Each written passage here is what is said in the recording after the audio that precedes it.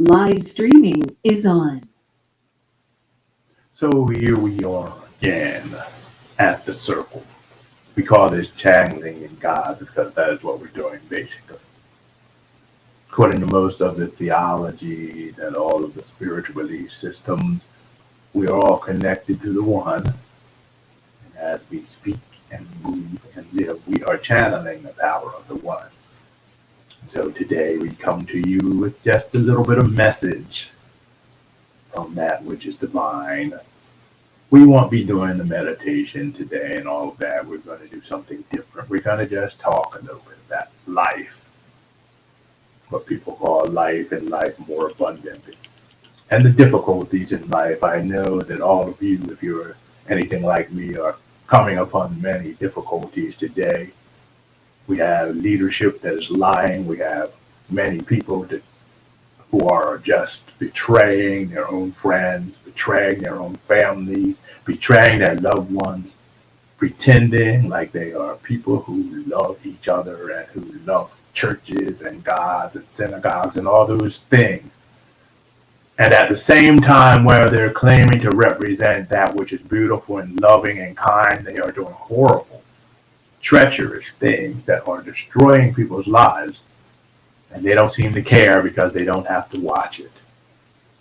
We look at all of these things in the world and we ask the question, how can I be a loving and kind and decent person, but at the same time live in a world where all of these atrocities are taking place? How can I defend myself without becoming as bad as they are?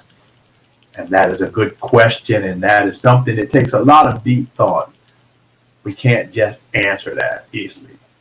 We really have to go deep into our hearts and begin to understand that a lot of these people really have major issues. We also have to understand that we can stand up against this anger, this vileness, and this hatred without changing ourselves. We can walk the path of love and peace, but at the same time, stand up for truth and justice by doing what is necessary in a loving way to turn nature around, to turn these people around. A lot of the methodology for doing this can be found in things like Tai Chi and Qigong and Aikido. The philosophy behind Aikido is that we are all in harmony with the greater thing. We're in harmony with the universe. And as we learn to be in harmony with the universe or the Tao, something in our heart requires balance. When a person is angry, vile, nasty, doing whatever they want to do to make it, running over people, stomping on them, they're out of balance. So it is our job as the Tao, as the incarnation of Goddess or God or whatever you would like to call it, to bring balance. And so we do that.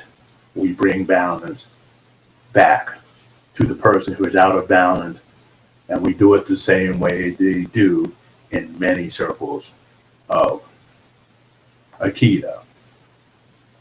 The first level is to do something that allows us to avoid the attack and to throw the person off. If they come back again the second time, we end up breaking something so that they can no longer attack us. If they come back the third time, we do something lethal to end their life, to end their ability to attack us and destroy us. This is the life of the warrior who are practicing the Aikido. And these are the things that we can do in our ordinary life and in our relationships. I don't mean actually murder people and kill them physically. No, but in our relationships, we learn who to cut off and who to hold on to, who to work with, who to let go of, and who to stand up against. And when it is time to crush that person.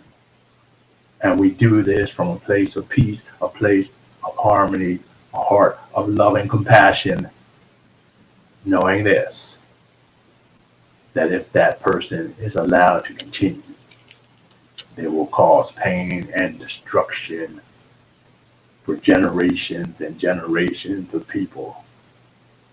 And if we just stand by and help, we will be the ones who are accommodating them and allowing it to happen. And what I am saying, therefore, is that it is important for us to walk in love, to walk in compassion, to be balanced so we come from a place of the heart, but to do the work that promotes love, justice, and peace. Because you see, there is always the chance that by getting angry and fighting out of anger, we can begin to harden our hearts. We can come to a place where we do not feel passion or love anymore. We don't feel kindness. We can't laugh the way we used to. We can't play the way we used to. We begin to see the world as something ugly, something dull, something we need to get away from as fast as we can when our heart hardens. But as the Native Americans once said, the Seneca in particular, one's heart is shaped like a strawberry, and it's supposed to be like a strawberry. It's supposed to be soft, and it's supposed to bleed as one sees the pain and suffering in the world. The evil people turn that idea of the bleeding heart into something negative, but in reality, it was something beautiful and positive because it was about us connecting with our fellow human beings and creating a world of love, and it was about us remaining fully and completely both human and divine. And so remember, my friends, to let your heart bleed a little bit. Don't listen to those who would hate, who would judge, who have no feelings, and whose hearts are hardened to the point of breaking. Because if we do that, our lives will become as diminished as theirs, and we will no longer continue to be loving, kind, peaceful beings. In other words, we won't be human anymore. We'll be automatons. Thank you for listening to us. We'll be talking on different subjects from now into the future, and hoping that some of the things that we say will be enlightening to you and help introduce you to learning the ways of love and unlearning the things that harden the heart. Namaste.